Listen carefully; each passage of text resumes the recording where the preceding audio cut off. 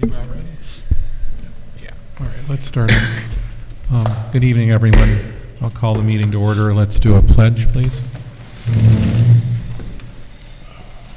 I pledge allegiance to the flag of the United States of America and to the republic for which it stands, one nation, under God, indivisible, with liberty and justice for all. Thank you all. Okay, I'm just doing a roll call, and I see Molly, Justice, George, Paloma, and Ren. Lee is also here. Dan is away and excused. I see the city administrator.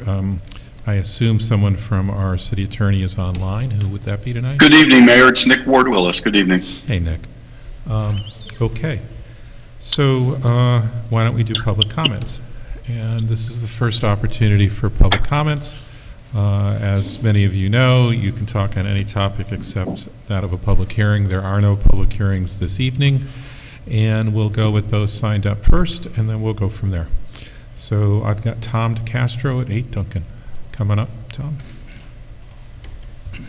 Tom DeCastro, 8 Duncan Street in Beacon.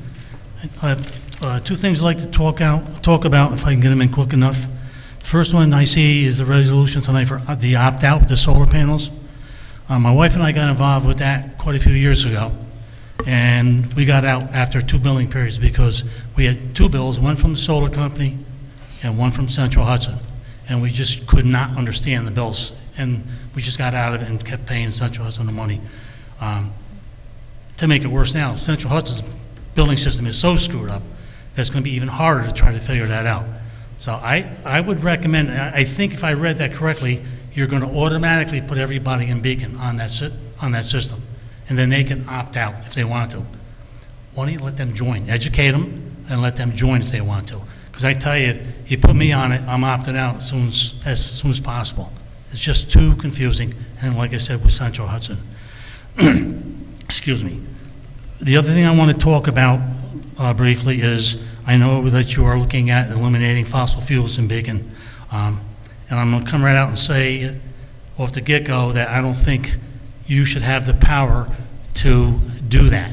That should be something that should come up to a referendum, educate the public, the pros and the cons, and then let the public vote on it if they want it or they don't want it. I would rather you have you do the research and get requirements for scrubbing systems on the exhaust for the stove or the exhaust from the furnace or what hot water heater, whatever you have. And you can do the same thing with commercial buildings. Use the technology that's out there. People want to cook on gas. They've been cooking on it all their years, and they buy a home up here, and now they can't cook on gas anymore. I don't think you should be voting on something like that. Make a recommendation, put requirements in place to make sure it's scrubbed properly if it's need be, and let the people decide on their own whether they want to pay that kind of money or not. And the electric's going to be much more expensive. I know what you're trying to do, eliminate fossil fuels. The technology is there to eliminate the problem with those. And the majority of our electricity is being generated by fossil fuels. There was just a big article yesterday in the Poughkeepsie Journal. I don't know who the gentleman was, but he did a lot of research. And the power grid is nowhere near ready to convert to electric in New York State. That's what I have to say. Thank you. Thank you. I'm struggling to say it. Starts COD, coding? Help me out. I couldn't quite read it, though. Thank you. I also wrote way too much, so I'm going to try to keep it And tell quick. us your name. Yes, my name is Cody Lahikainen. I live at 39 Lincoln Ave. So I'm here just because we have a short-term rental and we experienced some woes recently, so I just wanted to share. Our home when we bought it was a 2-family home. We invested in it because it was a 2-family home, and we wanted to legally have a short-term rental at that time, and that was the way to do it. Having the option, like as a young couple, it was really helpful to offset costs for mortgage, taxes, et cetera, but our house is not set up to be a 2-family home. It's a 1 single-family home. It's just the upstairs is designated as a separate unit, even though we have access to it from our home as well as from our front porch. So We tracked all of the short-term rental laws that went into effect. We even came to some of the meetings, and in reading the laws, it looked like we were fine. But then we got a notice of violation, which is fine. We didn't realize that they went into effect. So we applied for a short-term rental and were denied because we were told we don't live, it's not owner occupied. So we were confused. We reached out to the building department. Scott McHugh came and looked at our unit and agreed that it was confusing in the wording of, what is it, 223.26.5 is the section.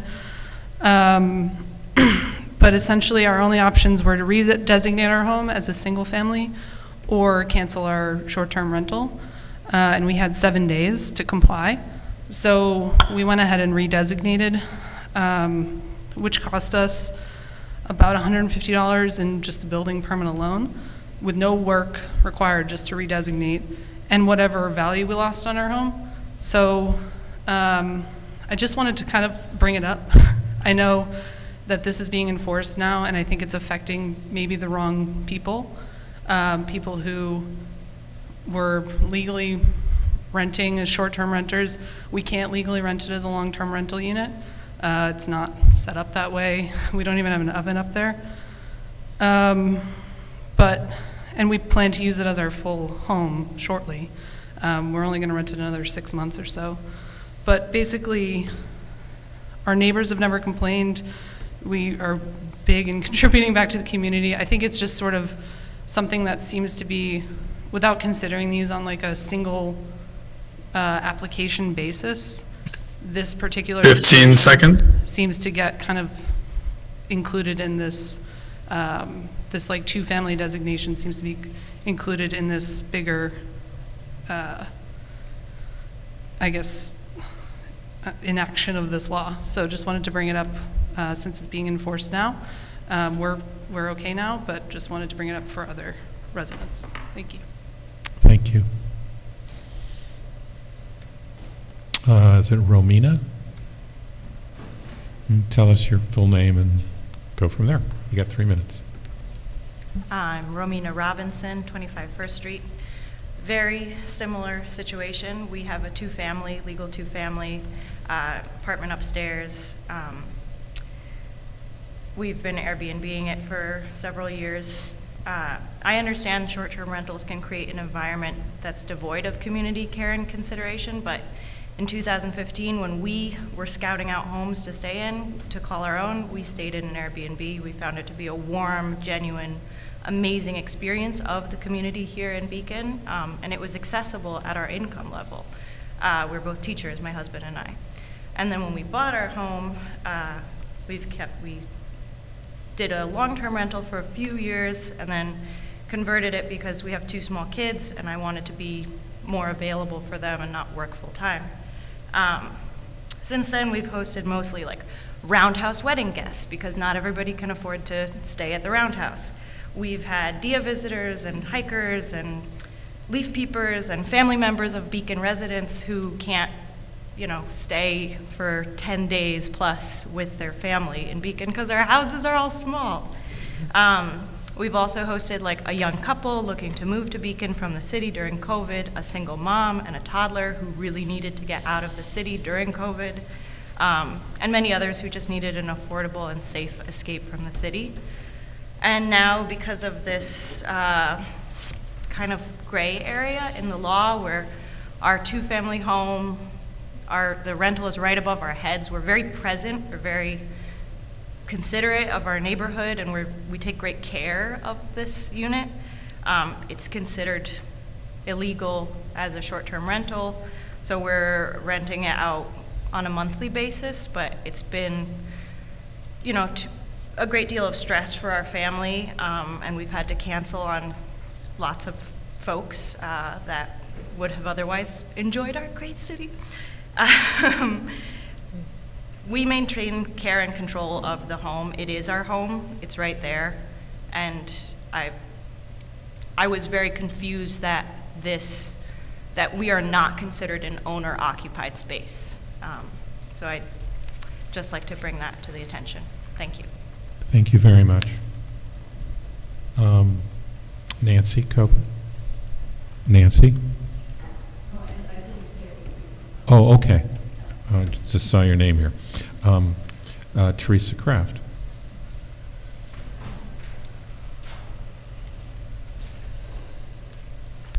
Teresa Kraft. It was great to see everyone and so many neighbors out picking up someone else's trash around the city on Earth Day, enjoying the day. But it was hard to walk past the new construction on Tioronda Avenue near Main Street and to witness the recent blow to the majestic view we just lost on South Avenue, on the south side of 9D Wolcott Avenue towards the river on Tioronda. The simple reminder, Earth Day is every day. Let's save Beacon's green space, what's left of it. We need a new building moratorium. Unfortunately, so many people voted in the last election, hoping there would be a major shift in the rampant overdevelopment in Beacon. But in reality, we're not seeing that, but quite the opposite. Reviving our historic community is not the same as paving paradise and putting up another generic cookie-cutter box. In today's housing market in Beacon, you barely find anything listed because it's all backdoor sales with people coming to the front door with cash.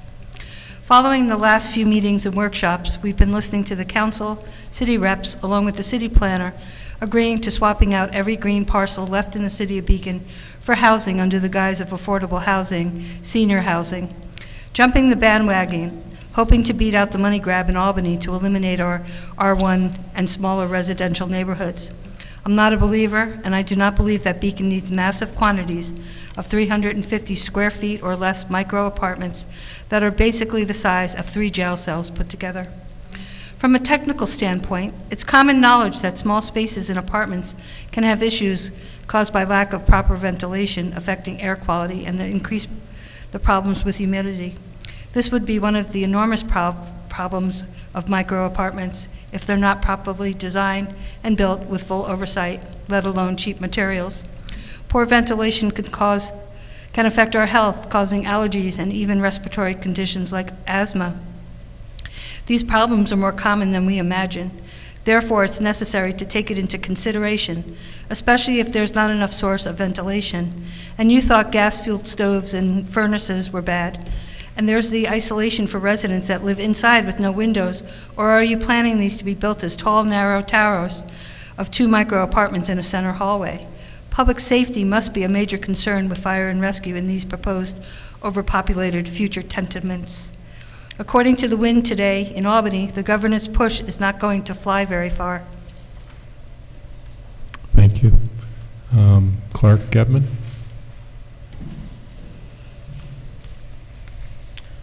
Super briefly, I'd like to commend the council on the selection of the fire chief. I think the vague fact that his association with the city of Newburgh presents a new kind of opportunity for both cities. And subtle as it is, I think it's, whether it was intentional or not, a good move in the right direction. So Newsday reported recently that the island's sea level is to rise 8 feet before the end of the century.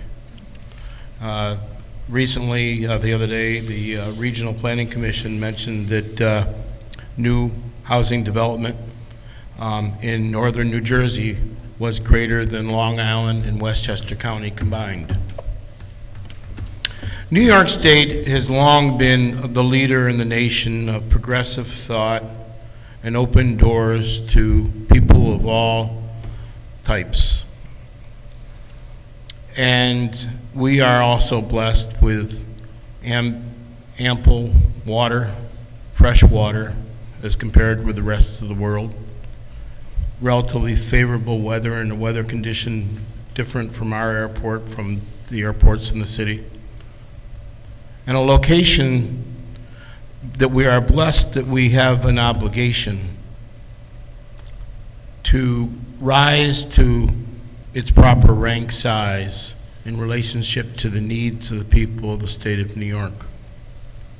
And if we were to refer to the 1964 to 1974 planning documents that were followed up from Al Smith in the 20s, and these from the 64 to 74 area. And we are looking at the Hudson Valley to find out what areas are most compatible with housing development. We would find that actually Dutchess County is more favorable than Orange County. And so when we talk about transportation and train lines and the whole idea of building apartment complexes on top of the train line, thinking that it forever should be green, when in fact the state and the country and the nation and the neighborhood require better transportation facilities to new neighborhoods in this county, we have to ask, what is specifically your responsibility as a council? All Democrat. And you have a governor that is begging for housing development. And I would suggest the balancing of the tax 15 base, seconds. the balancing of the tax base and the excess land that surrounds the prison grounds and in North, once designated to be a university, should all be reclaimed by the city of Beacon and leadership.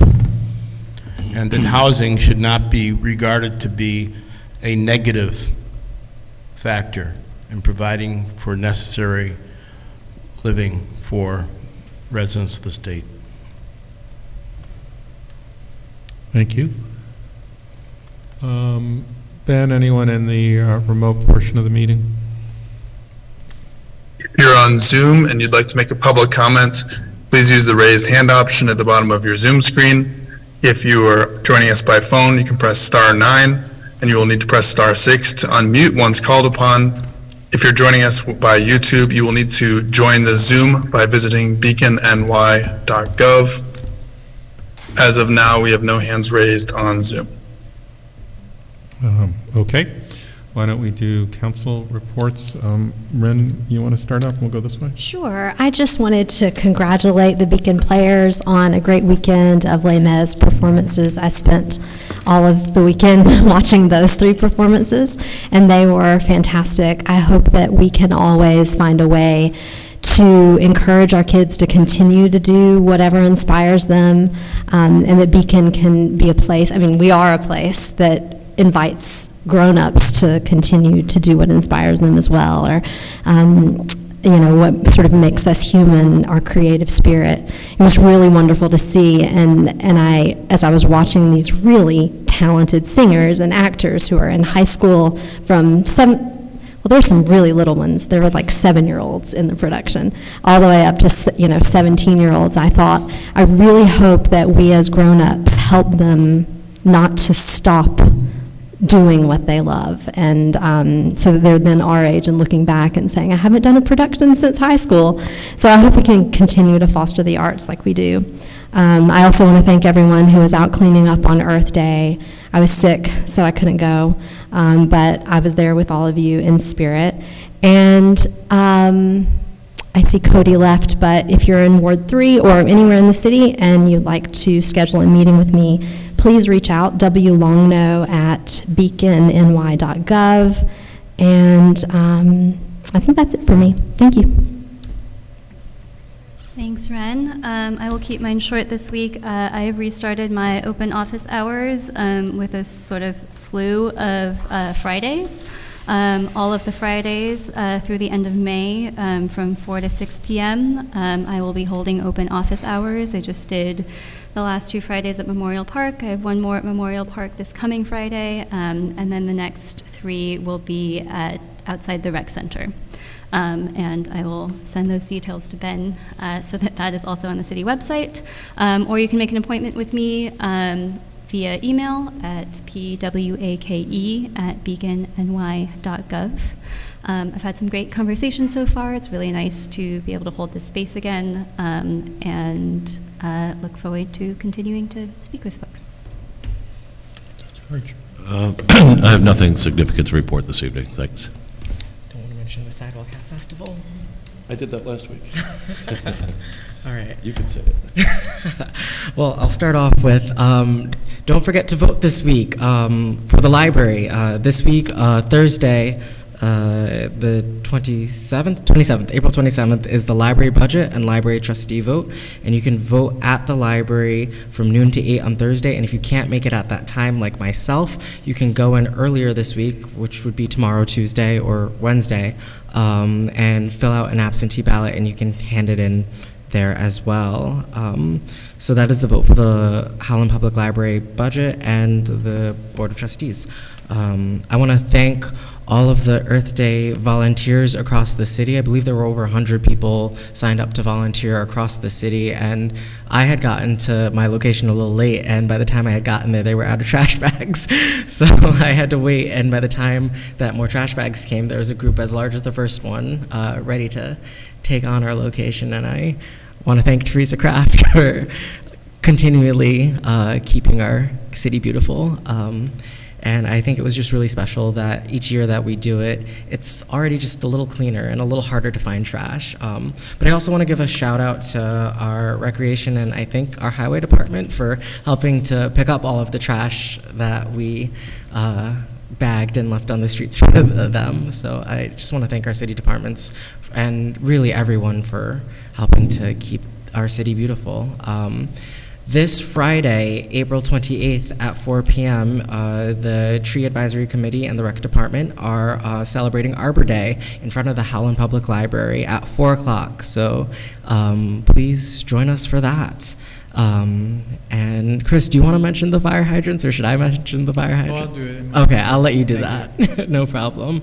And last on my list is the Beacon Conservation Advisory Committee is accepting pre-orders for compost bins, and you can order those at beaconny.myrec.com.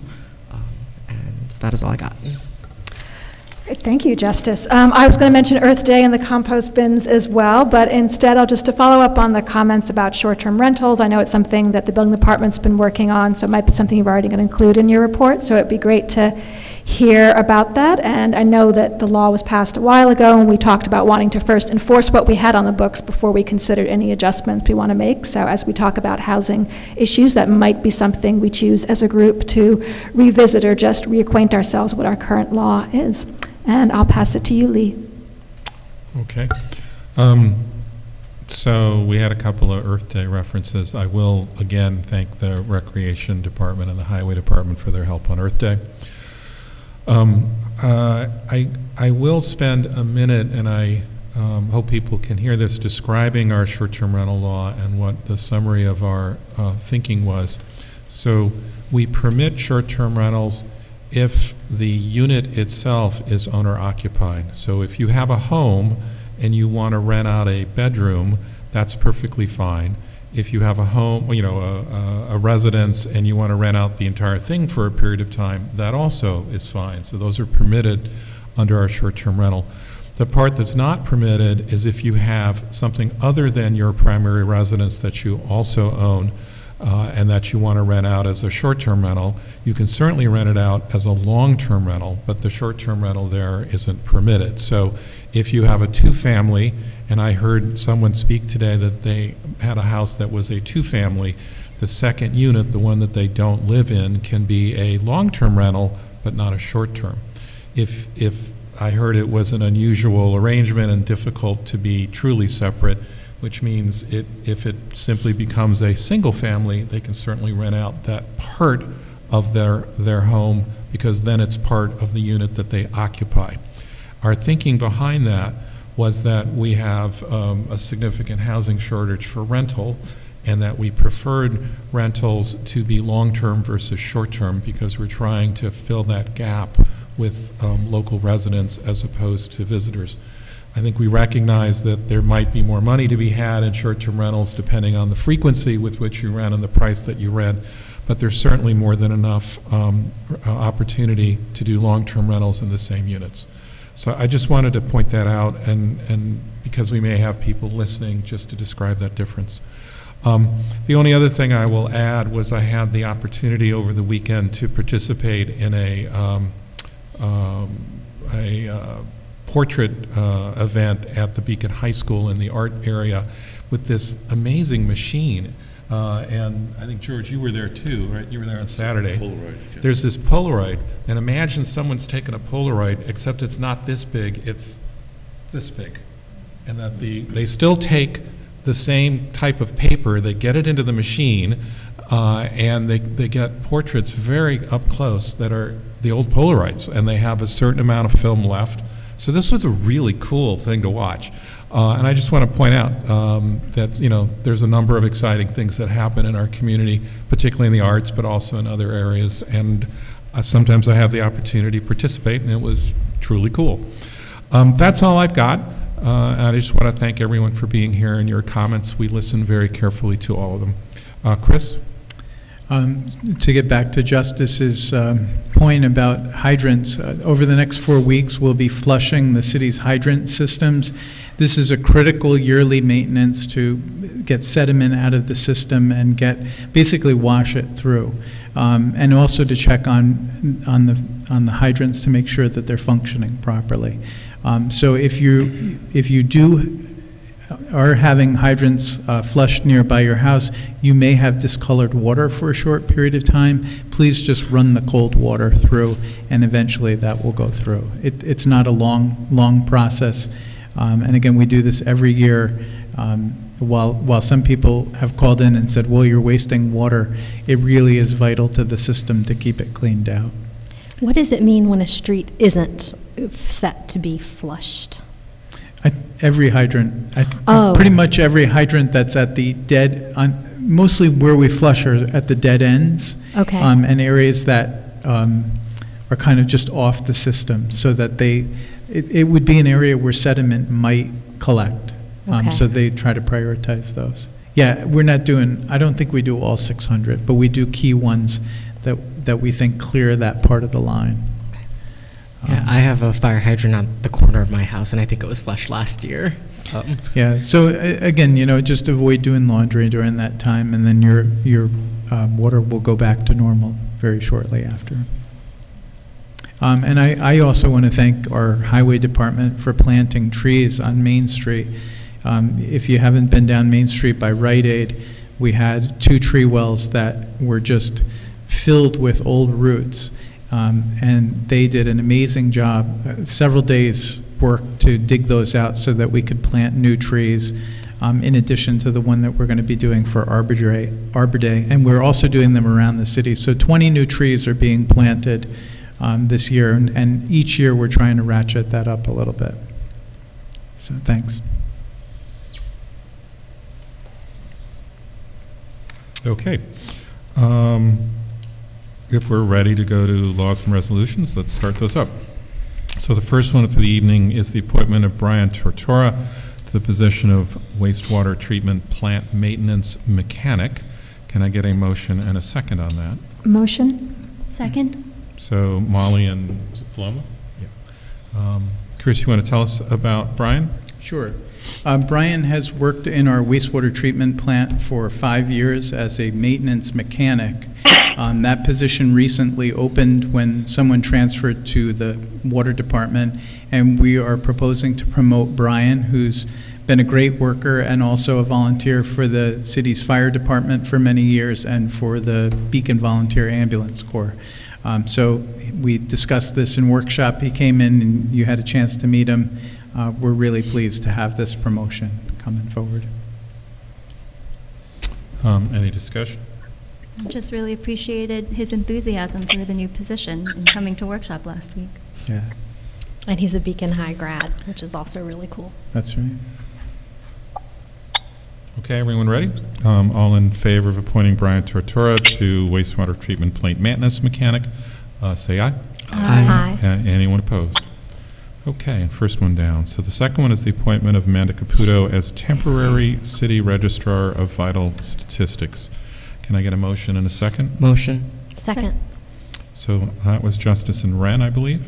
And Nick, I think we discussed this offline. Is that right? That's correct. This was discussed in executive session. It's just a temporary appointment of the city registrar of vital statistics pursuant to Civil Service Law, Section 64. Okay.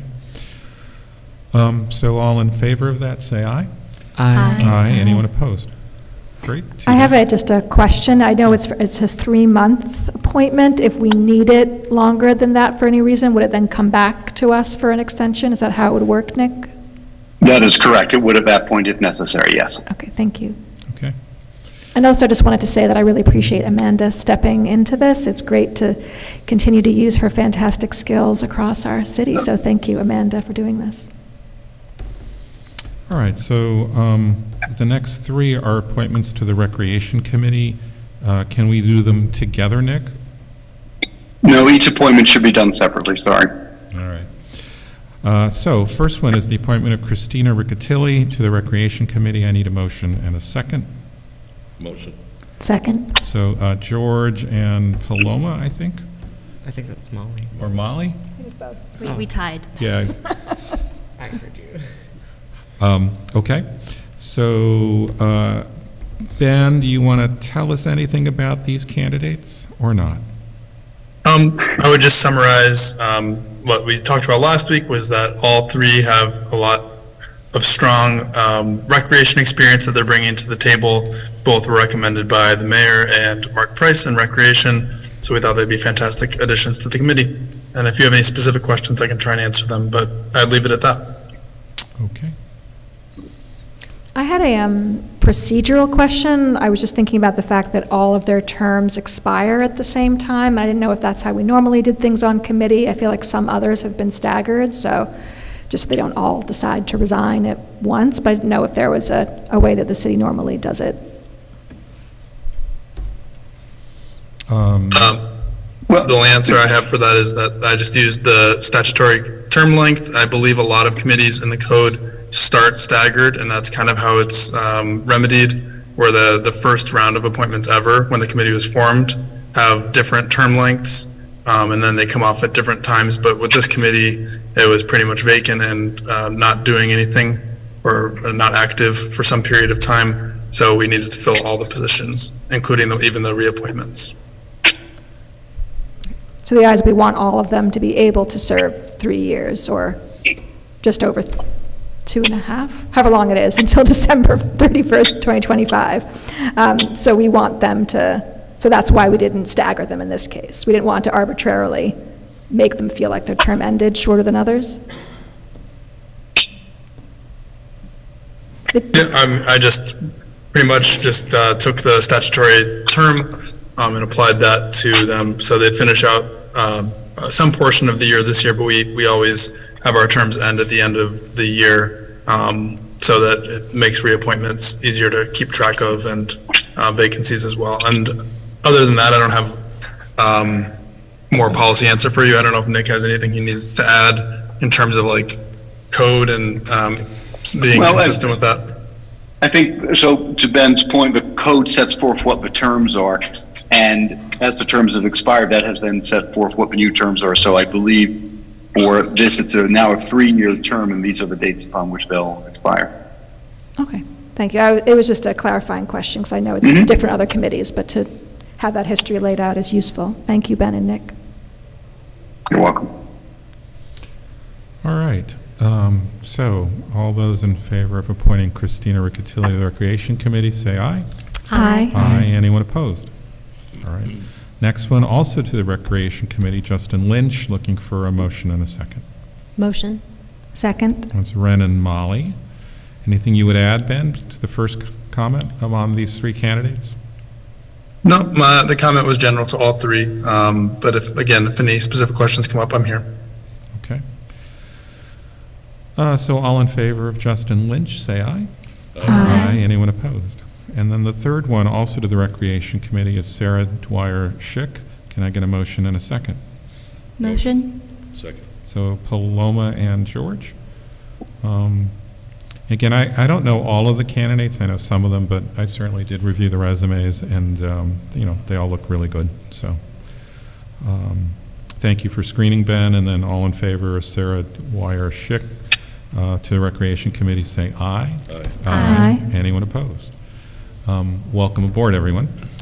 So the next item is a... Sorry, one thing before I go away from that, just for the benefit of the public who wasn't here last time. Ben, I think you said at our workshop we have one more vacancy on this committee, Is that correct? But you have a number of applications that you're considering? Yes, that's correct. A couple of meetings back, we brought 3 on board, including 1 reappointment. This is our second group of 3. The committee, under the statute, has 7 positions. We have 1 position remaining and more applicants than we have positions remaining. Great. Thank you. All right, and the expectation is we'll bring it forward shortly. Okay. So the next one is a resolution urging the Public Service Commission to approve and implement an opt-out community distributed generation program. Can we get a motion and a second before Chris explains what all those words one after the other mean? Motion. Second. So that was Paloma and Justice. So Chris, opt-out community distributed generation program. You're going to tell us what that means. Yes. Okay. But I did a much longer explanation 3 meetings ago. So if you really want to learn about it, go back and look at our videos. Opt-out is exactly what one of our speakers said, is that people are opted in unless they send back a card and say, I opt out. CDG is another name for community solar, and it basically means you are subscribing to the production of a locally based, somewhere in our grid area, solar electric generation field. And those credits go on to your bill, and then your bill actually goes down 10%. This is different from the CCA we were in, which is community choice aggregation, where instead they put us on a fixed rate contract. So if the price of electric went up above that, you're doing well, and if it went below, you're actually not doing so well. And then they were using renewable energy from anywhere in New York State. So it could be wind power up in Madison County or hydropower up in the St. Lawrence that has no way to get down here to the valley. The idea of this is that we and some of the other communities in the valley, like the city of Kingston and the town of New Bedford, are asking the PSC, which is the regulatory body in New York State that oversees electricity sales, to allow this option in addition to the CCA. And you may recall we didn't sign up again for the community choice aggregation in part because the billing was such a mess with Central Hudson. The billing is still a mess with Central Hudson. So this isn't starting the program, it's just saying to New York State, please codify the program so that we can offer it if we desire. We are looking at voluntary participation, but the reality is when you do an opt-in, it's somewhere between 5 and 15% return rate, and when you do an opt-out, sometimes it's as high as 85%.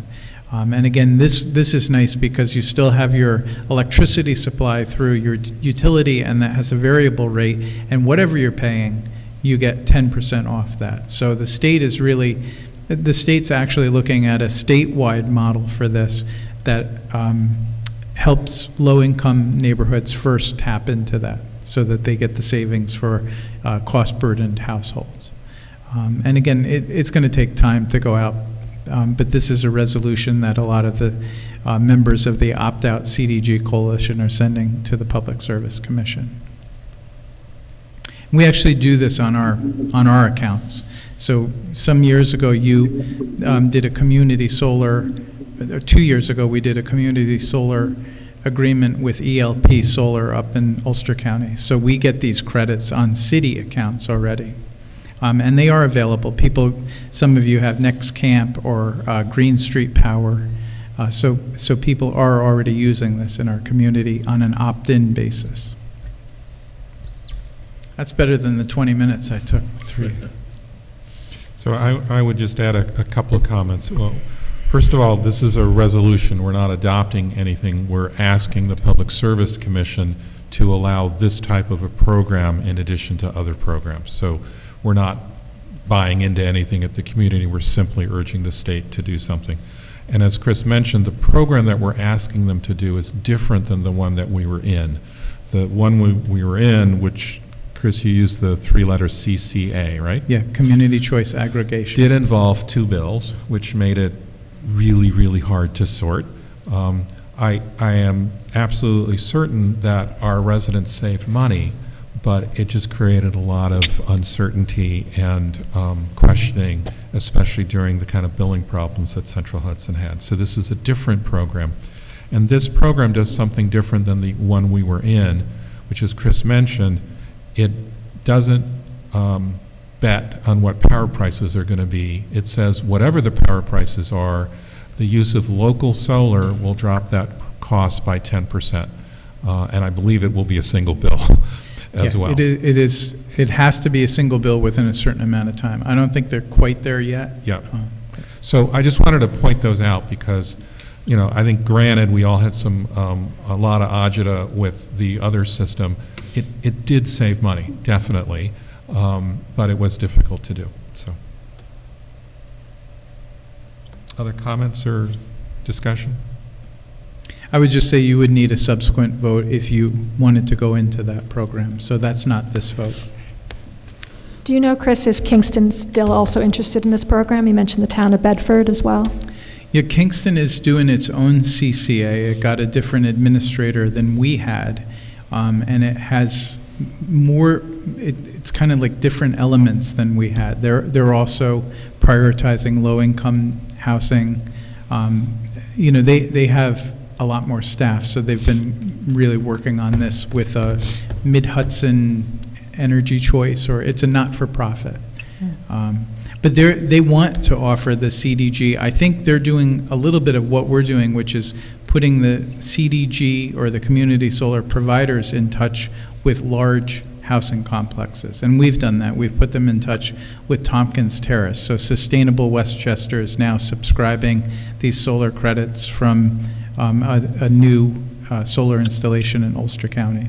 And we put them to Tompkins Terrace, South Davies Terrace, and also the Beacon Housing Authority is also already doing it from another company. So they're doing a lot of that pairing, I think. All right, are we ready? So all in favor of this resolution urging the Public Service Commission to approve this new program, say aye. Aye. And anyone opposed? Okay, thank you. Next one is a resolution rejecting bid responses for the rehabilitation of Fishkill and Teller Avenues. Can I get a motion and a second? Motion. Second. So I heard Justice. The second was Molly. Okay, thank you.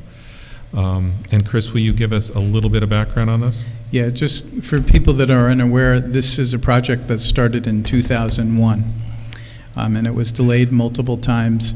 It's the reconstruction of all of the existing sidewalks on Fishkill Avenue and Teller Avenue, repaving, new storm drains, some sewer work, new crosswalks, upgrades to the traffic lights, new curbing. This was one of the things that I started working on two and a quarter years ago when I came on, because it's federal funding and it was about to expire. So 80% of this is federally funded, 15 of it is state funded, but it's capped at $7.35 million. We put this out to bid. The bids came back on April 6th. We had 4 bids, and all of the lowest bid exceeded our budget by $5.7 million. So we're going back with the engineer now. We're going to throw out these bids. We're going to rescope the project, basically, you know, trying to get down the budget, and then we'll likely go out to bid again this fall. This went to bid later than we wanted to because the final funding piece from the DOT had been held up. So the Department of Transportation is going to have to review the changes that we make because the funding goes through them. And I hope to get it out again in September or October, which is fine because we're also about to have bids come back for the firehouse project. Any comments, questions? I'm curious, Chris, before we do the bids in the fall, will we be discussing publicly the kind of the scope of the new project, assuming the scope changes? We can. It's probably, we probably already know that. We talked at the last meeting or 2 meetings ago about truncating the project, so the project would largely stay the same from Wolcott Avenue all along Teller to Main, and from Main to Memorial Park. The only thing that would change is probably the curbing. The granite alone cost us well over $1 million, so we'd go to a concrete curb and then cut the project there and just do mill and pave. But we'll have to confirm that. Our engineers believe that can work to get us to budget. We're just, again, with the expenses, with construction expenses going up as they have, and this is a long legacy project that even our engineers inherited. They bought the firm that originally designed it. So I think what we're going to try to do is construct as much road and new sidewalk as we can with the available budget, and then do the rest of it under different funding sources. Thank you. Yeah.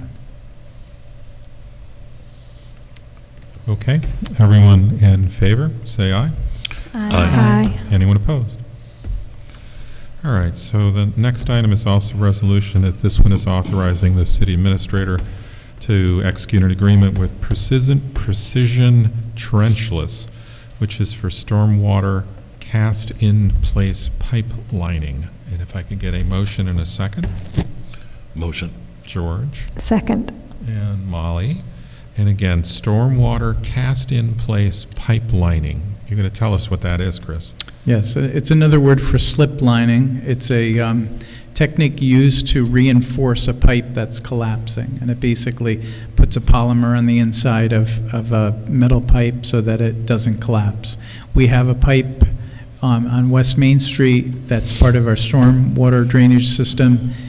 We saw that the roadway above it was sinking. We televised it. We realized that most of it's in decent enough shape to do this, and you approved a budget amendment 2 meetings ago, and then the contract follows, and any contract over $20,000 has to come to you for approval. So that's why we're coming back for the vote. Can you say a little bit about the piggyback arrangement that was mentioned in this contract? That was a new concept to me. Sure. So one of the, before we go to contract, or we put the money aside, we have to do procurement. We have to go out and have a competitive process for certain things. Because of the cost of this being over $35,000 under state law and our procurement policy, it has to go to bid. Unless you quote-unquote piggyback on another public entity's bid that specifically allowed piggybacking in their contract. So when we went and got a quote from Precision, we said, oh, this is above our bid level, this is $40,000, we'll have to go to bid. And they said, hold on, we actually did a bid for Onondaga County, and they have, they allow piggybacking on that contract. So when we can do that, it's great. Oftentimes you'll hear me say we piggybacked off state bid for certain things. In this case, it's a county. Yeah. Thanks. And it meets our procurement. That was a new one for me. That's great. So. Oh, for you too. Okay, yeah. Good. Okay. Any other comments, questions on this one? All right, all in favor, say aye. Aye. Anyone opposed? Okay. Well, we're at the minutes, so I will look for a motion and a second to approve the minutes of April 10th. Motion. Second. So that was Wren and Paloma. Any important discussion points, missing items, included Easter eggs, anything else in our minutes? I had a clarifying question, I guess, for Nick. So the last meeting with these minutes are for, we amended the minutes, and the motion says as amended. I just wanted to confirm that it sounds like we do not need to have a separate motion, one, to say we amend them, and we voted on that, or maybe we didn't, and then a second to push them through. I just wanted to make sure that our minutes are legal. So you're saying, Right, so, go ahead, Mayor. I was saying that your minutes are not a resolution, you're not taking formal action, so it's a little bit different. You could be more informal as long as the council knows what we're voting on. So the minutes are presented to you for your review, and then you have corrections. So what you're voting on is just voting on one, so you don't need to have a vote to amend the minutes. Great, thank you. You're Okay. welcome. And we did update that mistake that you found last time. All right, all in favor of approving the minutes of April 10th, say aye. Aye. Anyone opposed? All right, this is the second opportunity for public comment. If you did not speak at the first one and would like to do so, you have an opportunity to stand up and come talk to us now. Anyone in the public audience? I think I'm only seeing one person who didn't speak, and I'm not seeing her make a move. Oh, wait. All right, come on up. Nancy Kaber. Nancy Kaber. I'm trying to talk louder. I'm just chagrined at the few people that are here. I guess I just wanted to make a public comment like that. Just concerned, I guess, and hope that there's more people that are listening online. I know it's been a while since I've been here. But I'm looking forward to attending on a regular basis, and as I said, I was very disappointed when I entered the room and then look around and see my word. It's so different from how it used to be, and I hope that doesn't indicate that people are just not really interested in things. I'll be coming forth with something for people to talk about, but thanks for listening. Thank you. Ben, anyone online? There are no hands raised online. Okay. So I will look for a motion to go into executive session to discuss personnel matters and then to come out and immediately adjourn. Motion to go into executive session for personnel matters and then adjourn immediately afterwards, conducting no further public business. Molly is the motion. I need a second. Second. That was Paloma. All in favor? Aye. Anyone Aye. opposed? All right, I'll bid everyone in the public good night, and we're just going to do a quick item in executive session. Thank you. Recording. Can I